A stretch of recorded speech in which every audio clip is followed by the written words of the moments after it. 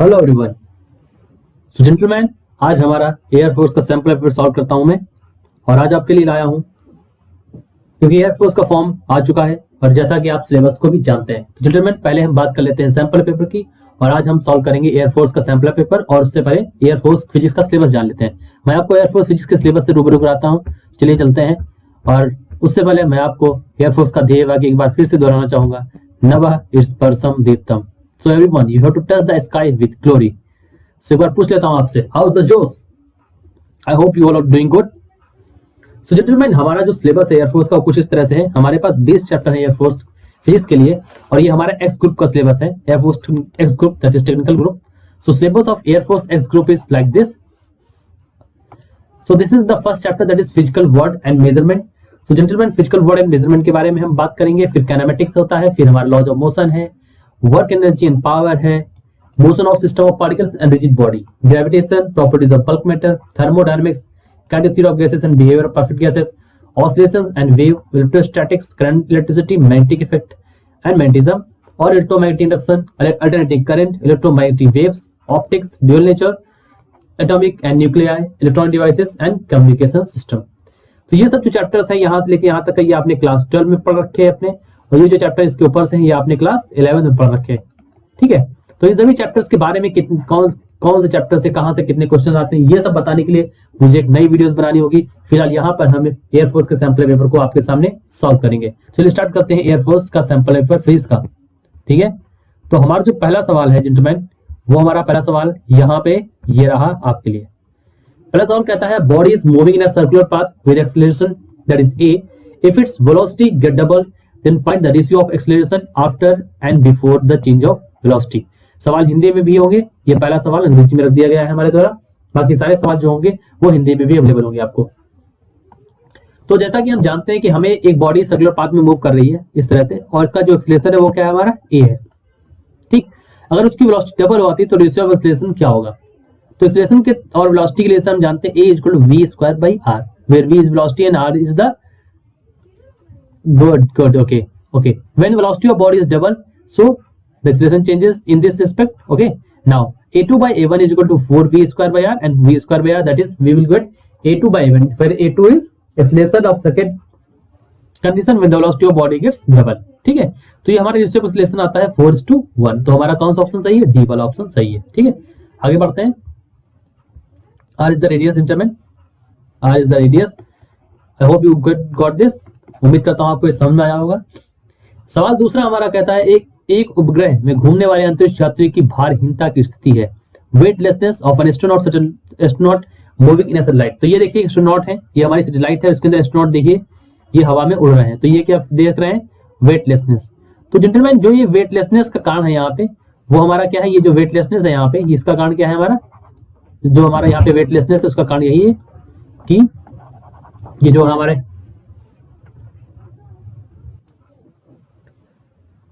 यहाँ पर वेटलेसनेस आप देख लिया, तो इसका जो है वो ऑप्शन है यहाँ पे फ्री फॉल, दैट इज मुक्त रूप से गिरना।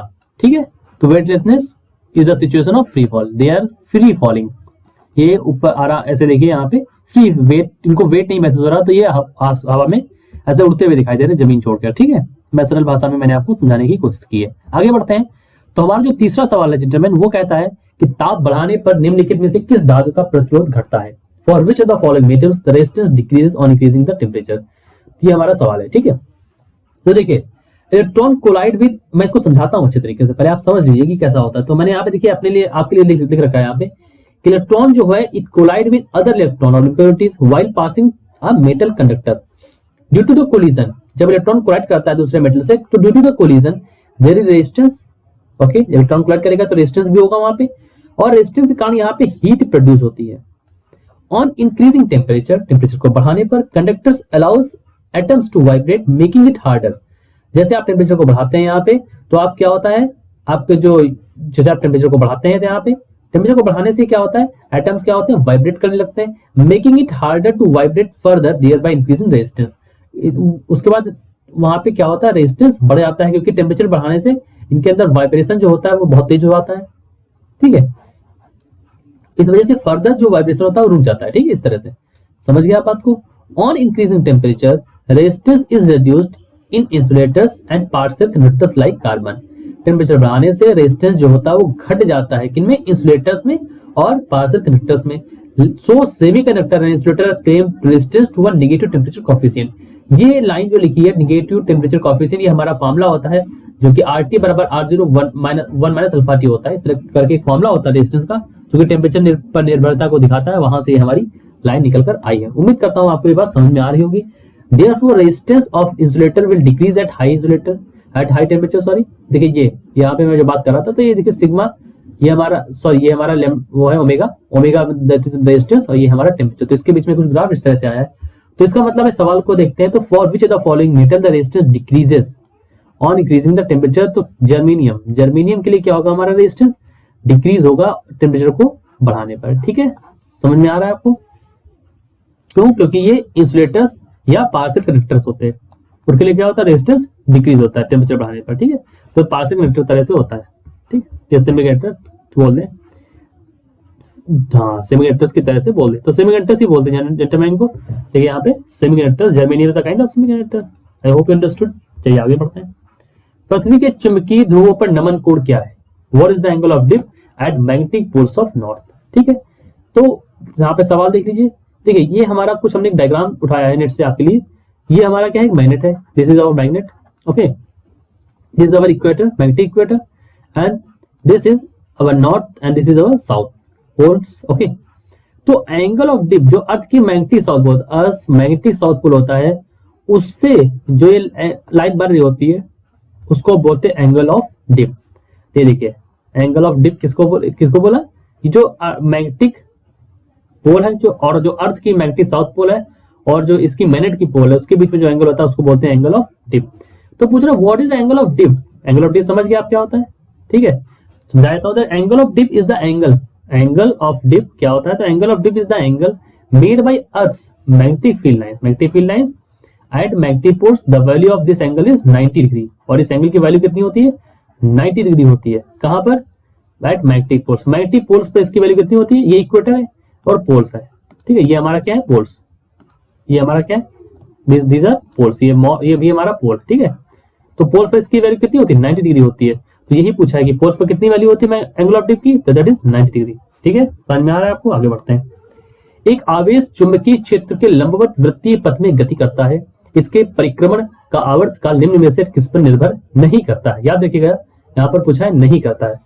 अंग्रेजी में देखिए सवाल को, तो a charge moves in a circular perpendicular to the magnetic field. ठीक है, upon which the following the time period of revolution does not depend. पहला है मैग्नेटिक फील्ड, दूसरा है आवेश, तीसरा है कण का द्रव्यमान और चौथा है कण का वेग। तो देखिए जो टाइम पीरियड का फॉर्मूला होता है वो हमारा इस तरह से होता है, T बराबर 2 m q by b। T बराबर 2 m q by b, ये हमारा टाइम पीरियड का फॉर्मूला है। यहाँ पे आप देखिए मास भी है, मैग्नेटिक फील्ड भी है और चार्ज भी है, लेकिन यहाँ पे क्या नहीं है?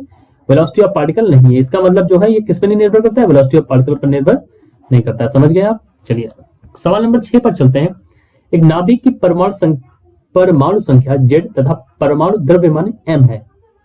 न्यूट्रॉनों की संख्या ज्ञात करें। एटॉमिक नंबर ऑफ न्यूक्लियस जो है Z है, एटॉमिक मास m है। तो यहाँ पे नंबर ऑफ न्यूट्रॉन्स आपको निकालने हैं। तो नंबर ऑफ न्यूट्रॉन्स निकालने के लिए हमें कैसे पता करना है? Total number of nucleons minus number of protons. जितने भी टोटल न्यूक्लियॉन्स हैं उसमें से नंबर ऑफ प्रोटॉन्स को घटा दे तो हमारा नंबर ऑफ न्यूट्रॉन्स निकल आएंगे। तो क्या आ रहा है? m minus Z, mass of total number of nucleons, और ये हमारा नंबर ऑफ प्रोटॉन्स। तो हमारा Z हमारा करेक्ट आंसर है। आगे चलते हैं। आगे सवाल में कह रहा है दुष्टकारी परिपथ में समान दुष्ट धारा प्राप्त करने हेतु उपयोग किए जाने विद्युत परिपथ को कहते हैं। The electric circuit used to get smooth DC output from the rectifier circuit is called filter। अगर आपको स्मूथ डीसी आउटपुट चाहिए किसी सर्किट से तो हम क्या यूज करेंगे? फिल्टर। नाम ही है इसका फिल्टर। तो फिल्टर क्या करता है? Filter what does filter do? Filter filters the fluctuation of output. इस वजह, और ताकि हमें डीसी जो है फ्लक्चुएट मिल सके, मतलब एसी जो हमें डीसी मिलती है वो आउटपुट प्रॉपर मिल सके, इसलिए वहां पे फिल्टर लगा देते हैं। सवाल नंबर 8 कहता है 2 ग्राम और 4 ग्राम द्रव्यमान के दो पिंड क्रमशः 20 सेंटीमीटर और 10 मीटर सेकंड के वेग से गुरुत्वाकर्षण के प्रभाव में एक दूसरे की ओर गतिशील हैं। इस निकाय के केंद्र द्रव्यमान का वेग मीटर पर सेकंड में ज्ञात करो। तो दो बॉडी हैं, एक है 4 किलोग्राम, ठीक, एक है 4 किलोग्राम और एक है हमारा 2 kilogram. Are moving with velocity, इसमें 20 मीटर पर सेकंड, इसमें 10 मीटर पर सेकंड है, तो दो वाला 20 और ये वाला 10 टुवर्ड्स ईच अदर, जैसे नीचे दिखाया हुआ हमने, देखिए एक दूसरे की तरफ ही जा रहे हैं, ठीक है, they are moving towards each other, ये देखिए यहाँ पे they are moving towards each other. तो अगर ये एक दूसरे की तरफ जा रहे हैं तो हम यहाँ पे दे सकते हैं, देखिए they are moving towards each other. So 2 kg and तो हम यहाँ पे क्या लगाएंगे, सेंटर ऑफ मास का फॉर्मूला लगाएंगे, VCM is equal to m1v1 m2v2 m1v1 m2v2 upon m1 plus m2।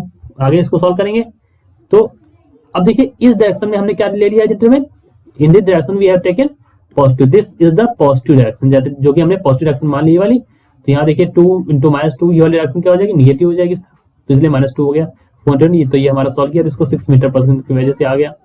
तो 6 मीटर पर सेकंड किस दिशा में होगा, तो 4 kg ब्लॉक की तरफ। अभी पूछा नहीं गया, पूछा सिर्फ गया कि क्या होगी, वेलोसिटी क्या होगी सेंटर ऑफ मास की, तो ये हमारी वेलोसिटी होगी सेंटर ऑफ मास की। सेम फॉर्मूला आप इस फॉर्मूले को कहीं पे लिख लीजिए या आपको पता होगा ये फॉर्मूला, ठीक है, ये इसी फॉर्मूले से हम इसको सॉल्व करके निकाल लेते हैं।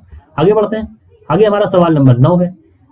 क्वेश्चन नंबर 9 कहता है r त्रिज्या वाले ठोस गोले की निश्चित अक्ष के सापेक्ष घूर्णन त्रिज्या r है, इस अक्ष के गोले के केंद्र से दूरी ज्ञात करो। The radius of gyration of a solid sphere of radius r about a certain axis is r, radius of gyration solid sphere की क्या दे रखी है, r दे रखी है। उसके बाद डिस्टेंस पूछा सेंटर से, तो हमें पता है I इक्वल टू mr², ये क्या होता है, हमारा फॉर्मूला होता है इनर्शिया का, ठीक है। तो I equal to small mr², क्योंकि स्फीयर क्या है, रेडियस r का है, ठीक।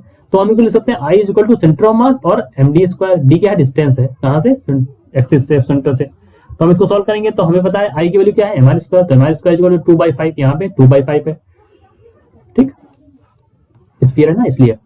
md² तो हमें d की वैल्यू निकालनी, तो d को सॉल्व करके d की वैल्यू निकाल लेंगे हम 0.6r। देखिए जेंटलमैन यहाँ पे 0.6r ही आ रहा है आंसर हमारी तरफ से, तो हम इसको 0.6r ही लिखेंगे, बाकी आप एक बार और देख लीजिएगा, ठीक है। आगे बढ़ते हैं, क्वेश्चन नंबर 10 पर चलते हैं, ठीक है। क्वेश्चन नंबर 10 कहता है दो प्रकार के संबंध कौन सा कथन सही नहीं है, मतलब यहाँ पे किसके बारे में पूछा है, we have here at it has been asked about adiabatic expansion. So adiabatic expansion के बारे में हम देखेंगे, एडियाबैटिक एक्सपेंशन क्या होता है। तो एडियाबैटिक एक्सपेंशन में हम जानते हैं Q की वैल्यू क्या होती है, 0 होती है। फर्स्ट लॉ ऑफ थर्मोडायनामिक्स से हम देखते हैं डेल्टा U बराबर Q minus W। First law of thermodynamics आपको बता दिया, मैंने पहले ही समझा दिया था, ठीक है। जेंटलमैन इन एक्सपेंशन जब होता है तो वर्क डन क्या होता है, W इज पॉजिटिव, क्योंकि एक्सपेंशन होगा तो कुछ वर्क डन होगा, मतलब W हमारा पॉजिटिव रहेगा, because work is done by the gas. जरूर जाहिर सी बात है, अगर कुछ एक्सपेंशन हुआ इस तरह से, कोई चीज अगर एक्सपेंड हुई है, मतलब कोई सिस्टम में एक्सपेंशन हुआ इस तरह से, अगर एक्सपेंशन हुआ, पहले ये थी यहाँ पे, फिर इसका एक्सपेंशन होकर यहाँ पे पहुंच गई, तो जो एक्सपेंशन हुआ इस वजह से क्या हुआ, वर्क किया गया है, इंटरनल एनर्जी जो होगी वो तो घटेगी, क्योंकि इसमें जो इंटरनल एनर्जी थी वो घट गई, and equivalent to work done by the gas expansion. तो डेल्टा क्यू की वैल्यू क्या हो जाएगी यहाँ पे, नेगेटिव, और डेल्टा यू हमारा क्या है internal, it is our internal energy. आगे बढ़ते हैं, सवाल नंबर 11 देखते हैं। सरल आवर्त गति कर रहे किसी कण का वेग माध्य स्थित पर होता है, the velocity of particle executing SHM is, क्या होती है velocity at its mean position पर पूछा है हमें। तो हमें जेंडर में सीधा सीधा फॉर्मूला पता है, क्या फॉर्मूला पता है, दैट फॉर्मूला हमें पता है y equal to a sin omega t, और v वेलोसिटी का फॉर्मूला यहाँ पे a omega sin omega t। अगर मैक्सिमम वेलोसिटी होती है तो कहाँ पे, ये a ओमेगा पर होती है, ठीक है। तो ये हमारा हो गया मैक्सिमम, तो हमारा आंसर क्या आ गया, मैक्सिमम, ठीक। कहाँ पे वो मैक्सिमम होती है, मीन पोजीशन पर, तो आंसर लिख दीजिए यहाँ पे मैक्सिमम, देखिए लिखा भी है वहाँ पे। 2 मीटर स्क्वायर का एक क्षेत्रफल का कुंडली एक ऐसे चुंबकीय क्षेत्र में रखी जाती है जो 2 सेकंड में 4 वेबर पर मीटर स्क्वायर से परिवर्तित होकर 8 से इसमें हो जाती है। तो कॉइल ऑफ एरिया 2 मीटर पर square 2 metre square is placed in a magnetic field which changes, जो मैग्नेटिक फील्ड है 4 से 8 वेबर पर मीटर स्क्वायर हो रही है, इनटू उसके समय दे रखा है। अब हमें सीधा सीधा सवाल पूछता है कि इंड्यूस्ड ईएमएफ के बारे में बताइए। जेंटलमैन हमें पता है कि dv by dt हमारा क्या होता है, change in magnetic field dv by dt। तो यहाँ पे dv by dt निकाला तो 8 में से 4 घटाया, ठीक है,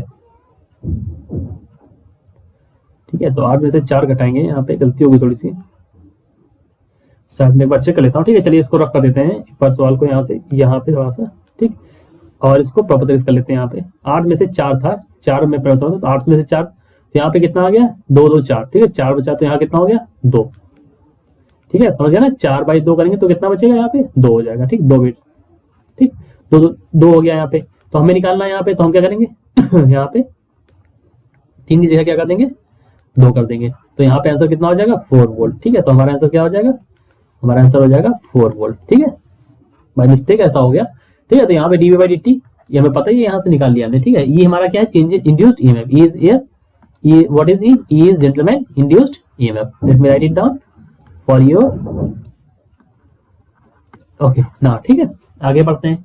वह प्रक्रिया जिसके द्वारा प्रत्यावर्ती धारा को दिष्ट धारा से परिवर्तित किया जाता है, मतलब एसी को डीसी बदलने के लिए रेक्टिफायर का प्रयोग करेंगे, सीधी सी बात है, दिष्टकरण बोलते हैं इसको। यदि सोडियम धातु पर प्रकाश वैद्युत प्रवाह के देहली तरंग दैर्घ्य 5000 में स्ट्रॉन्ग है तो इसका कार्यफलन ज्ञात करो। तो threshold wavelength for photoelectric effect on sodium metal is 5000, तो threshold wavelength for photoelectric effect, ठीक है। इसलिए इसका वर्क फंक्शन निकालना है। तो जेंटलमैन वर्क फंक्शन का फॉर्मूला जानिए, W बराबर SC/λ, ठीक है। वर्क फंक्शन आप जानते हैं कि नहीं जानते हैं? जो नहीं जानता वो मुझे कमेंट सेक्शन में पूछ लेगा, मैं बता दूंगा। तो W बराबर SC/λ, तो लैम्डा की वैल्यू क्या है 5000 एर्मस्ट्रॉन्ग, तो इसकी वैल्यू होगी 5 × 10⁻7 मीटर। H क्या है हमारा प्लैंक कांस्टेंट, इसकी वैल्यू हमें पता ही है, और C की वैल्यू हमें भी पता है। तो हम इसकी वैल्यू रखेंगे और यहाँ पे अपने लिए आंसर निकाल लेंगे। निकाल लेंगे नहीं निकाल लेंगे आप लोग? जरूर निकाल लेंगे। सॉल्व करके देखिएगा, ये वैल्यू आएगी, इसको हम सिमिलर लगा के, क्योंकि यही वैल्यू लगभग इसके बराबर आंसर दे रखा है, तो हम ये आंसर लेट कर लेंगे। लेट क्या मतलब यही आंसर टिक कर देंगे, ठीक है।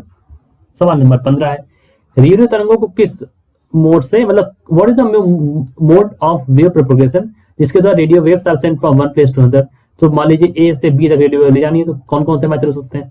तो पहला होता है ग्राउंड वेव प्रोपगेशन। तो देखिए जेंटलमैन, ग्राउंड वेव प्रोपगेशन को पहले समझते हैं कैसे होता है। देखिए ये देखिए, यहाँ से एक पर्टिकुलर पॉइंट से दूसरे पॉइंट तक जो पहुंचे सीधी वेव, इसको बोलते हैं डायरेक्ट वेव। तो क्या बोल दिया इसको हमने बोल दिया डायरेक्ट वेव, ठीक है।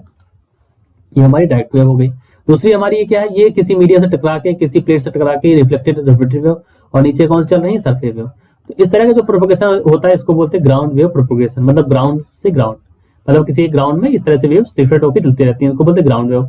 दूसरा मेथड होता है स्काई वेव, यहाँ भी एक पॉइंट ए से बी तक के कम्युनिकेट हो गया है, ठीक है। तो स्काई वेव देखिए, स्काई वेव में क्या होता है, सरफेस ये हमारा है, दिस इज अवर सरफेस, और सरफेस से हमारी स्काई से टकरा के सब वेव हो वापस आ रही है इस तरह जा जाके, तो इसको बोलते हैं स्काई वेव प्रोपगेशन। दूसरा होता है स्पेस वेव, तो कोई ए पॉइंट से बी तक जाना है हमको, तो स्पेस में तो प्रोपगेशन उसको बोलते हैं स्पेस वेव प्रोपगेशन। तो हमारा जो आंसर होगा वो तीनों हो सकता है। देखिए sky wave, space wave and ground wave, that is उपरोक्त में से सभी, ऑल ऑफ द अबव, ये हमारा आंसर हो गया। आगे बढ़ते हैं, सवाल नंबर 16 को देखते हैं। वेवलेंथ ऑफ विजिबल लाइट, ये बहुत सरल सवाल है, मतलब बिल्कुल डायरेक्ट आपको पता होना चाहिए। 4 से 8, ठीक है, ये आर्मस्ट्रॉन्ग में था, 4000 से 8 सॉरी नैनोमीटर में कर लीजिए, चाहे आप जिस तरह से आप चाहिए। तो 400 से 700, इसको मैंने बदल दिया, तो 100 था तो 400, तो -7 हो गया यहाँ पे, ठीक है। ठीक है, नैनो था, 10 की पावर -9 होता है नैनो, ठीक है, और इसको बदल दिया, ठीक है, समझ गए ना। चलिए आगे चलते हैं। ठीक, अब इसको याद रखिएगा, ये बड़ा इंपॉर्टेंट है। यहाँ पे देखिए, सबसे पहले कॉस्मिक रेज होती है सबसे ज्यादा, फिर एक्स रेज, फिर यूवी, यूवी के बाद IR, IR के बाद माइक्रो। तरीका कैसे याद रखेंगे, देखो तरीका एक बार देख लो, मैं बताता हूँ। ये देखो यहाँ पे आजा काला पेन, ये ठीक। चलिए, कॉस्मिक, एक्स, यू, ठीक। अब हमें पता है क्या है विब गियोर, ठीक, विब गियोर, ये हमारा क्या है विजिबल है। तो वायलेट से पहले अल्ट्रा वायलेट, और रेड के बाद इंफ्रारेड, ये तो आपको पता ही है। वायलेट से पहले अल्ट्रा वायलेट, रेड के बाद इंफ्रारेड, ठीक है। उसके बाद आते हैं माइक्रोवेव्स, फिर रेडियो, और फिर आगे लॉन्ग वेव जो ब्रॉड, ठीक है। तो CXU IRMB, कुछ भी बना लीजिए आप, यहाँ पे कोई कई सारे ट्रिक्स लोग बना देते हैं, लेकिन मैं तो सीधा याद करता हूँ इसको। तो आप सबसे बड़ी होती है कॉस्मिक रेज, ठीक है, उसके बाद एक्स रेज, फिर ठीक है, फिर यूवी और वीपीओ, तो आपको पता ही चल गया होगा, ठीक है। तो इसके लिए याद कर लीजिएगा आप। आगे आप इनकी ये भी याद करिएगा कि 400 नैनोमीटर से 700, यहाँ पे 800 बोला तो 800 कर लीजिए, 800 नैनोमीटर तक हमारी क्या होती है विजिबल रेंज होती है, यहाँ तक ही हम देख पाते हैं, ये आपको पता होना चाहिए। अच्छा, इस तरफ से पढ़ते हैं तो लैम्डा हमारी बढ़ती है। इसका एक एग्जांपल यहाँ पे आता है कि why red light are used in signal. So signal में रेड लाइट इसीलिए क्योंकि रेड लाइट होती है, तो उसका जो वेवलेंथ होता है वो बहुत ज्यादा होता है, इसलिए उसको हम सिग्नल में, ताकि दूर तक दिखाई दे, ठीक है। आगे बढ़ते हैं। Gravitational formula of universal gravitation constant, ये फार्मूला आपको पता ही है, F=G(m(m)2/r²। ये हमारा ग्रेविटेशनल चैप्टर में हमने पढ़ रखा है इस फार्मूले को। तो जी के लिए निकाली, ये हमारा क्या है universal gravitational constant, this is G, and what this G is gravity, okay, ठीक। तो इसका फॉर्मूला निकाला तो ये हमारा आ जाएगा। इसको सॉल्व करेंगे तो F की वैल्यू mLT-2 F=ma होता है। ma तो m का हो गया m, और a का हो गया वेलोसिटी पर यूनिट टाइम, तो वेलोसिटी का हो गया, वेलोसिटी का तो इसको निकालते हैं, वेलोसिटी का होता है डिस्प्लेसमेंट, ठीक है। तो डिस्प्लेसमेंट अपॉन टाइम, तो डिस्प्लेसमेंट अपॉन टाइम करते हैं तो L/T, वेलोसिटी का होता है डिस्प्लेसमेंट अपॉन टाइम, तो इसको लिख सकते हैं L/T, और L/T और एक और T ये नीचे वाला, तो ये होता है LT - तो ये हो गया, ये हो गया हमारा। अब उसके बाद आर का होता है L square, L into L, M mass का हो गया एम, तो इसको सॉल्व करेंगे तो एम से एम कट जाएगा, बाकी हमारा ये वैल्यू आ जाएगी। ठीक है, आगे बढ़ते हैं, सवाल नंबर 18 देखते हैं। सवाल नंबर 18 में कह रहा है कि दो गेंदों में क्रमशः ऊंचाई है वो एच और 2h ऊंचाई से, तो एक बॉल एच की हाइट से, दूसरी बॉल 2h की हाइट से ड्रॉप की जाती है। जमीन तक पहुंचने में समय का अनुपात क्या होगा? ये ग्राउंड है मान लीजिए, जल्दी ग्राउंड आ गया यहाँ पे, ये ग्राउंड है मान लीजिए, यहाँ पे यहाँ तक दोनों को पहुंचना है, ये h हाइट है, ये हमारी 2h हाइट है। तो देखिए फॉर्मुला होता है टाइम का, टाइम बराबर 2h बाई जी, तो टी डैश दूसरे के लिए 2 इंटू 2h, यहाँ पे हाइट क्या है 2h है, सॉल्व करेंगे तो टी बाई टी डैश की वैल्यू 1/√2 आ जाएगी। तो हमारा आंसर कौन सा हो जाएगा? अच्छा टी डाई चेक कर लीजिएगा। ठीक है, यहाँ पे रेशियो ऑफ 10 बॉल्स, तो हमारा √2, सॉरी ये आंसर नहीं होगा यहाँ पे हमारा, तभी हमारा 1/√2 आ रहा है ना, तो बी वाला आंसर होगा। ठीक है, चलिए आगे देखते हैं। जब एक स्प्रिंग को 2 सेंटीमीटर किया जाता तो संचित ऊर्जा 100 जूल है, और 2 सेंटीमीटर खींच दो तो कितनी जूल में बढ़ोतरी होगी? तो हमें पता है स्टोर्ड एनर्जी का मामला होता है हाफ के एक्स स्क्वायर, के यहाँ पे क्या स्प्रिंग कांस्टेंट है, एक्स हमारी क्या है दूरी, और हाफ ये फॉर्मूला हमें पता याद होना चाहिए। वाली एनर्जी क्या थी 100, के की वैल्यू निकाल लेंगे तो के की वैल्यू आ जाएगी 50। ठीक है, अब अगर इसको और 2 सेंटीमीटर खींचा, तो पहले 2 सेंटीमीटर खींचा था स्प्रिंग को, पहले तो खींचा था 2 सेंटीमीटर, 2 और खींच दिया तो कितनी हो गई टोटल 2, तो ये हमारी कितनी हो गई टोटल 4 सेंटीमीटर हो गई, तो 4 सेंटीमीटर हो गई। अब हम इसको आगे देखते हैं। ठीक है, ज्यादा ही मोटा पेन ले लिया है तो थोड़ा सा थिकनेस कम कर लेते हैं पेन की हम। ठीक, यहाँ देखिए ऐसे से था 2, फिर यहाँ पे 2 और, ठीक, तो 2 और 2 कितना हो गया 4। ठीक है, यहाँ पे हम फॉर्मुला लगाएंगे सेम फॉर्मुला, के की वैल्यू ऊपर से रख देंगे उठा के, अब 400 आ गया, पहले कितना था 100, तो कितना एनर्जी बढ़ गई 300 जूल एनर्जी बढ़ गई। आगे बढ़ते हैं, सवाल नंबर 20, पानी का पृष्ठ तनाव किस तापमान पर न्यूनतम होगा? At what temperature will surface tension of water minimum होगा? ठीक है, तो surface tension of water will be minimum at what temperature? तो at 75 degree centigrade surface tension will be minimum because molecules will have more energy to break the bonds and escape the liquid reducing the surface tension। ठीक है, तो surface tension minimum कब होगा 75 degree centigrade पर, याद रखिएगा इस चीज को, एंड ये हमारा आंसर होगा, इस चीज को याद रखिएगा। ठीक है, आगे बढ़ते हैं। अब हमारा सेकंड लास्ट सवाल 21 नंबर है। जल की 2 बूंदे का व्यास क्रमशः 1 सेंटीमीटर 1.5 सेंटीमीटर है, दोनों के अंदर दाब आदि का अनुपात रेशियो ऑफ एक्सेस प्रेशर। तो ये सीधा फॉर्मूला होता है एक्सेस प्रेशर निकालने का, डेल्टा पी बराबर 2T/R। ठीक है, डेल्टा पी बराबर 2T/R। ठीक, अब हमें यहाँ पे टी के लिए तो पता नहीं है, तो हमें सीधा 2 बूंदे के लिए हमें व्यास दे रखा है, तो डायरेक्ट फॉर्मूला बन जाएगा डेल्टा P1/P2 बराबर R2/R1, क्योंकि ये इनवर्सली प्रोपोर्शनल था, तो यहाँ पे 1 तो यहाँ पे इनवर्स में 1। ठीक है, इस फॉर्मूले को रखेंगे, D1 की वैल्यू पता है, पहले ये थी डायमीटर, रेडियस ये हो गया, डायमीटर थी 1.5 था, रेडियस इसका आधा करोगे तो 0.75 हो जाएगा, 1.5 का आधा 0.75, 1 का आधा ये हो गया। ठीक है, सॉल्व करेंगे उठा के इसको, तो जब डेल्टा यहाँ पे सॉल्व वैल्यू रखेंगे तो 3/2 के फॉर्म में आ जाएगा, तो हमारा आंसर होगा 3/2, ऐसा देखिए लिखा हुआ है यहाँ पे सी वाला। ठीक है, आगे बढ़ते हैं, सवाल नंबर 22 देखते हैं। सवाल नंबर 22 में कहता है यंग के लिस्ट, ठीक है, जो भी young double slit experiment using sodium light, actually Hindi में थोड़ा सा यहाँ पे इंग्लिश में इजी रहता पढ़ना, in Young's double slit experiment using sodium light, जिसकी वैल्यू दिए दे रखी है 99 फ्रिंजेस होती है, तो आपको याद रखना है यंग्स डबल स्लिट। तो डबल स्लिट एक्सपेरिमेंट किसी ने किया होगा अगर तो ठीक है, नहीं किया तो फिर मैं बताऊंगा कैसे होता है, बाकी एक्सपेरिमेंट की जरूरत नहीं है आपको जानने की, आपको फॉर्मूला पता होना चाहिए। हालांकि ये एक्सपेरिमेंट हम लोग परफॉर्म करते हैं जब हम मास्टर्स या पीएचडी वगैरह करते हैं। ठीक, तो ये डबल स्लिट एक्सपेरिमेंट में हम देखते हैं लेमडा की वैल्यू ये है, 92 फ्रिंजेस दिखाई देती है। ठीक है, इफ अनदर कलर लेमडा की वैल्यू ये है तो find the number of fringes, तो नंबर ऑफ फ्रिंजेस हमको निकालनी है, तो हमारा फॉर्मूला होता है डबल स्लिट एक्सपेरिमेंट का x बराबर n लैम्डा d/d। ठीक है, अब हमें क्या है सीधा डायरेक्ट फॉर्म लगाना है, तो हम सीधा फॉर्म लगा देंगे n1 लैम्डा 1, इसी फॉर्मूले को x1 x2 बराबर करेंगे, तो n1 lambda 1 d/d, n2 lambda d2/2, तो ये हमारा d/d क्या हो जाएगा, दोनों तरफ कट जाएगा, तो हम n1 लैम्डा 1 बराबर n2 लैम्डा 2, तो हमें निकाला 99 फ्रिंजेस आ जाएंगे हमारी, तो ये हमारा आंसर हो जाएगा। तो मैं सवाल नंबर 23, 24, 25 3 और बचे हैं। ठीक है, 23, 24 और 25। ठीक है, वहां पे शायद मैंने जल्दी बोल दिया था, ऐसा नहीं, वो सेकंड लास्ट नहीं था। ठीक है, 23 नंबर देखते हैं, तो डी की वैल्यू क्या है 2 सेंटीमीटर। अब मैं सॉल्व कर लेता हूँ पहले। 2 प्लेट्स जो है उनका पोटेंशियल है -10 वोल्ट और 30 वोल्ट, अगर सेपरेशन बिटवीन द प्लेट है 2 सेंटीमीटर। ठीक है, सेपरेशन कितना है प्लेट्स के बीच में 2 सेंटीमीटर, 2 प्लेट्स है इस तरह से, ये हमारी प्लेट्स हैं, इनके बीच की जो सेपरेशन वो क्या है 2 सेंटीमीटर का सेपरेशन है, और एक हमारा -10 वोल्ट, एक हमारा 30 वोल्ट पे है। ठीक है, पूरा इलेक्ट्रिक फील्ड बताओ, इनके बीच में इलेक्ट्रिक फील्ड हमें बतानी, तो इलेक्ट्रिक फील्ड का फॉर्मूला होता है V/R, जिसको हम डेल्टा V/D के फॉर्म में लिख सकते हैं। ये डेल्टा V की वैल्यू क्या है 30 और 40 घटाया इसमें, तो घटाने से माइनस का प्लस हो गया 40/2, तो 2000 वोल्ट पर मीटर, 2000 वोल्ट पर मीटर, ये हमारा आंसर आ गया। सवाल नंबर 24 कहता है if red light is replaced by blue light. ये बड़ा अच्छा सवाल है, मुझे अच्छा सवाल लगा, क्योंकि रिजॉल्विंग पावर निकाली। तो रिजॉल्विंग पावर क्या होता है? रिजॉल्विंग पावर वह दूरी होती है जहां पर हम दोनों ऑब्जेक्ट्स को अलग अलग दे सकते हैं, वह मिनिमम दूरी हमारी रिजॉल्विंग पावर आती है। तो इसका फॉर्मूला होता है 2 mu sin theta by lambda, delta equal to 1 by delta D. इसका फॉर्मूला उठा के हमने रख दिया। तो resolving power is inversely proportional to lambda. ये कॉन्सेप्ट आपको बहुत जरूरी याद रखना, ठीक है। तो अगर लेमडा हम क्या कर रहे हैं यहाँ पे, रेड लाइट को किससे रिप्लेस कर रहे हैं? ब्लू लाइट से। तो रेड वाली लाइट जो है हमारी, उसको रिप्लेस कर दिया हमने ब्लू लाइट से। तो किसका वैल्यूम ज्यादा होगा? किसका वैल्यूम ज्यादा होगा? तो वैल्यूम ज्यादा होगा रेड का। सेपरेट का रेड क्या क्या होता है? मैक्सिमम वेवलेंथ है यहाँ पे, इस विबग्योर में मैक्सिमम है यहाँ पर। ब्लू हैज लेस वेवलेंथ, यहाँ देखिए वेवलेंथ लेमडा ज्यादा है रेड का और लेमडा ब्लू का कम है। अब क्योंकि वेवलेंथ हमने क्या कर दी है जेंटलमैन, वेवलेंथ हमने घटा दी है, वेवलेंथ हैज बीन डिक्रीज। तो रिजॉल्विंग पावर क्या हो जाएगी? ये हमारी बढ़ जाएगी। तो क्या हो जाएगा आंसर? विल इंक्रीज, ठीक है। तो रिजॉल्विंग पावर बढ़ जाएगी। अब सवाल नंबर 25वां कहता है डायटोमिक मॉलिक्यूल्स है, ठीक है, उनके में ratio of two specific CP by CV. CP क्या होता है यहाँ पे?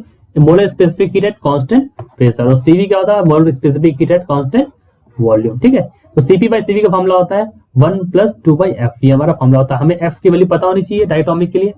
तो एफ की वैल्यू जो होती है वो क्या होती है? डिग्री ऑफ, एफ हमारा डिग्री ऑफ फ्रीडम है। डिग्री ऑफ फ्रीडम मतलब नंबर ऑफ पॉसिबल रोटेशन, या नंबर ऑफ पॉसिबल रोटेशन को हम डिग्री ऑफ फ्रीडम बोलते हैं। तो अगर कोई डायटोमिक है तो उसके लिए कितनी डिग्री ऑफ मोशन पॉसिबल है? 5। ये आपको पता होना चाहिए। नहीं पता है तो फिर मैं कॉन्सेप्ट जब पढ़ाऊंगा तो वहां पे पढ़ाता हूँ मैं इस तरह चीजें, ठीक है। तो सीपी बाई सीवी की वैल्यू हो जाती है 1 + 2/5, ठीक है। 7/5 आंसर आएगा। 5 × 5 = 7/5। तो इसको सॉल्व करेंगे 14 × 5 = 17, तो 1.4 हो जाता है। सीपी बाई सीवी की वैल्यू हो जाती है 1.4। तो आंसर देख लीजिए यहाँ पे, सीपी बाई सीवी की वैल्यू 1.4 आ रही। तो यहाँ तक का मैंने पढ़ा दिया, उसके पहले बाद मैंने आपको सिलेबस बता दिया है, ठीक है। उम्मीद करता हूँ आपको बहुत अच्छा लग रहा होगा। एयरफोर्स का ये एयरफोर्स का हमने ये सैंपल पेपर आपको करा दिया है, ठीक है। अब आप आगे आपको करना है, कोई भी डाउट होता है तो आप हमसे डाउट के लिए जरूर पूछ लीजिए। डाउट कहाँ से पूछे? यहाँ पे कमेंट सेक्शन में पूछ सकते हैं। और अगर आप लोग सच में तैयारी अच्छे से करना चाहते हैं तो फिजिक्स में 25 का प्रॉमिस करता हूं, लेकिन तब जब आप हमारे साथ हार्ड वर्क करेंगे। Thank you for watching and a big thank you for watching. जय हिंद, टेक केयर।